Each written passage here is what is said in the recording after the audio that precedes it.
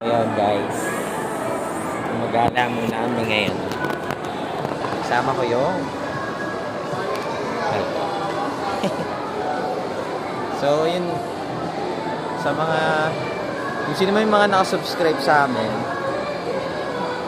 Yes man, maganda daw yung mirror. Papakita ko lang kasi bawal na siya i-reverse guys. Ayun. So ayun guys, sa mga makakapanood man nito, know you're wondering why magkasama kami. Yan. Nililigawan niyo po. Yan guys, sinusuyo natin siya.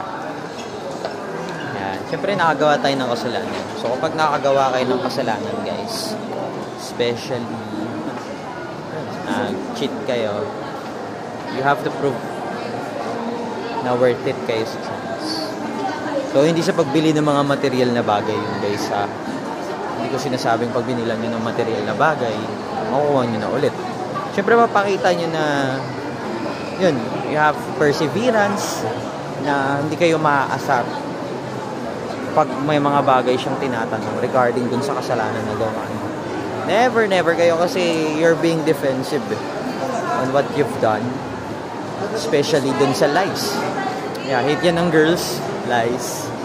And I am proving na yun. I'm improving right now. Not going to do it again. So yan, magkasama kami. And yeah, I'm very glad. I'm blessed. Still having, you know, still having the day to relax with this girl again. So ayan, medyo naiilang pa siya guys kasi baka daw may makakita. Pero anyways, wala naman akong pakialam kasi judgments ng tao yun. And yeah, nakagawa tayo ng kasalanan, so papanindigan natin. Hindi papanindigan ako konsentin yung sarili, pero yun. So akit kaming second floor. Shock. Akit kami.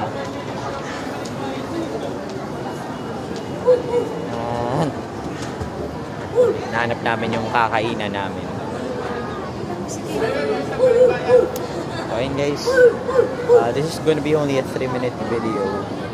So kailangan ko nang i-end to utilize more time with my wife. So ayan, I love you guys.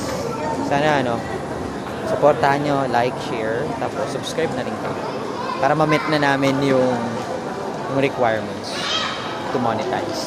So bye bye.